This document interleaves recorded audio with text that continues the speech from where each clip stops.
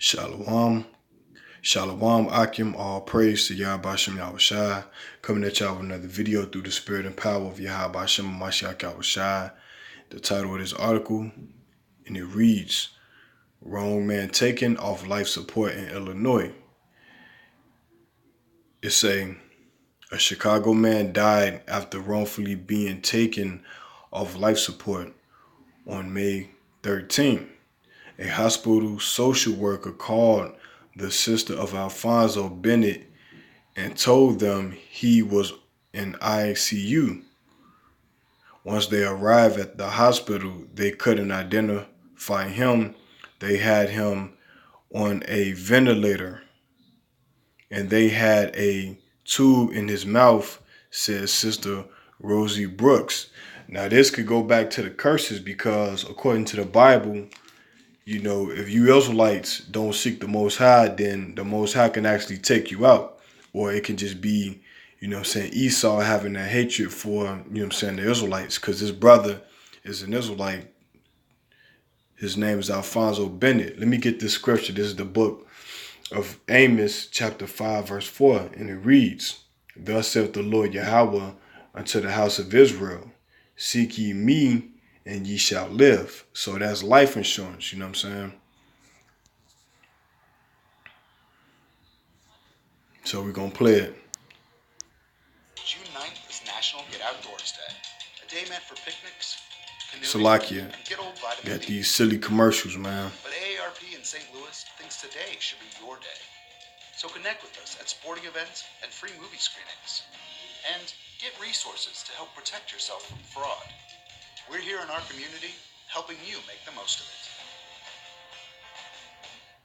So get out and play. And take on today and every day with AARP in St. Louis. May 13th, Rosie Brooks says she got a phone call no one ever wants to receive. Well, she identified herself as Jennifer from Mercy Hospital. She was a social worker, and she was looking for relatives of Alfonso Bennett. And I told her that was my brother. And she said, well, he's here in ICU. Brooks rushed to Mercy with her sister, Brenda Bennett Johnson. They had him on the ventilator, and they had tube in his mouth. They both looked at the man in the hospital bed brought in as a John Doe and said, I cannot identify this as my brother. They kept saying, CPD identified this person as our brother. Brooks says hospital staff said the man had been beaten badly, especially in the face. He was found here near 47th and Wabash, without ID and naked on April 29th. Their brother has a background and is rarely in touch with his four sisters. Bennett Johnson says a nurse told her police identified him through mugshots and not fingerprints because of budget cuts. You don't identify a person through a mug shot versus fingerprints. Fingerprints carries everything. The sisters say the man responded to commands by raising his hand, but never opened his eyes. Soon, he started to languish. The sisters signed papers to take him off a ventilator and gave permission for doctors to perform a tracheotomy. He went into hospice. Bennett Johnson was with him. They purchased a casket, a suit, and made funeral arrangements. Around the same time, they received a phone call from one of their other sisters. She called my sister Yolanda to say, it's a miracle. It's a miracle. Brent, it's Alfonso. It's Alfonso. It's Alfonso. I say, you kidding me? I could have almost had a heart attack. Alfonso Bennett was alive and well and had just walked through her front door. It's sad that it happened like that. If it was our brother and we had to go through that, that would have been a different thing. But we done made all kind of decisions on someone that wasn't our family. The sisters say the man they'd been caring for was later identified at the morgue through fingerprints. They say police are now looking for his relatives. Family attorney Cannon Lambert Sr. I can't conceive of how a budgetary issue would drive whether or not a person who's a John Doe would be fingerprinted before they're taken off the life support. If that's the situation, something's got to be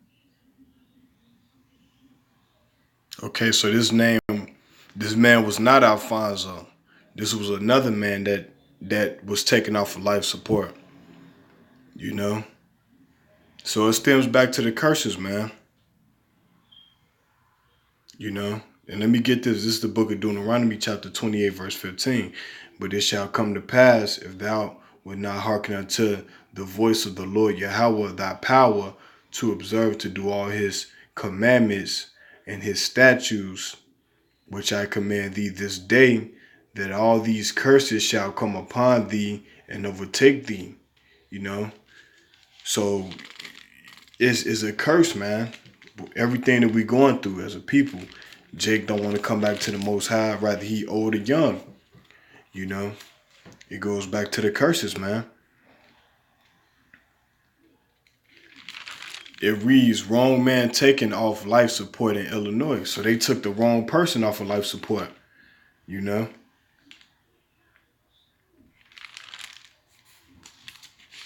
It's sad, you know. I believe they thought that that man was their brother, but it was actually somebody else. It's crazy.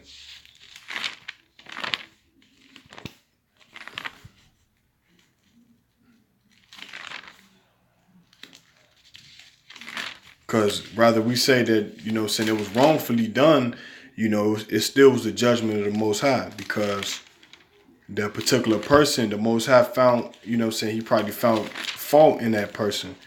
Maybe he had a wicked lifestyle. Like usually Jake, you know, saying the Bible say, he that doeth wrong shall receive of the wrong that he have done. You know what I'm saying? That's the scriptures. So you don't know how cutthroat Jake was in the street. Jake be into all manner of wickedness, you know.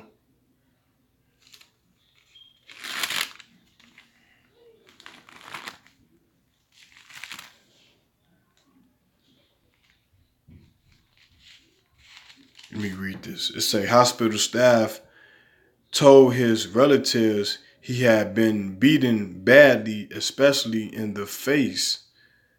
You know, he was found near 47 in Wabash on April 29th. So Jake could have been all, you know what I'm saying, this guy, whoever this guy is, you know, he could have been all manner of drunk, you know what I'm saying, talking crazy to people, and the Most High allowed him to get, you know what I'm saying, beat like that, you know.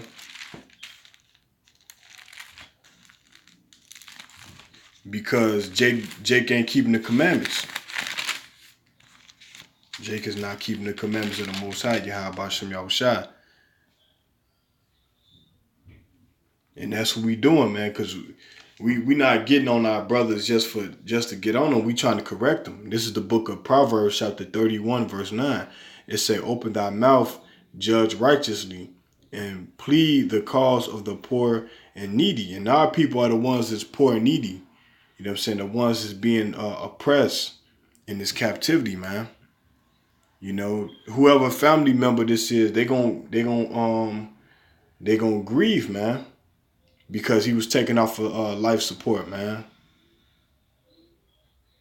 You know, it's crazy.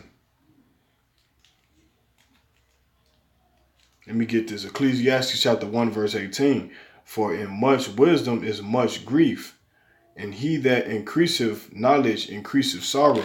So a brother might see this article and be already upset about what happened to this individual, you know? Somebody might be like, damn, man, another brother that was a victim in Babylon, man. Let me get that again. Ecclesiastes chapter Salakia. Ecclesiastes chapter 1, verse 18. For in much wisdom is much grief, and he that increaseth knowledge increaseth sorrow, because you're fully aware what's going on with your people, and you want them to return to the Most High. But only 2/3 is going to be destroyed. 1/3 is going to return with the elect, man. You know. So with that, I hope this video was edifying through the spirit and power of Yahweh Shem Yahushua. With that, Shalom.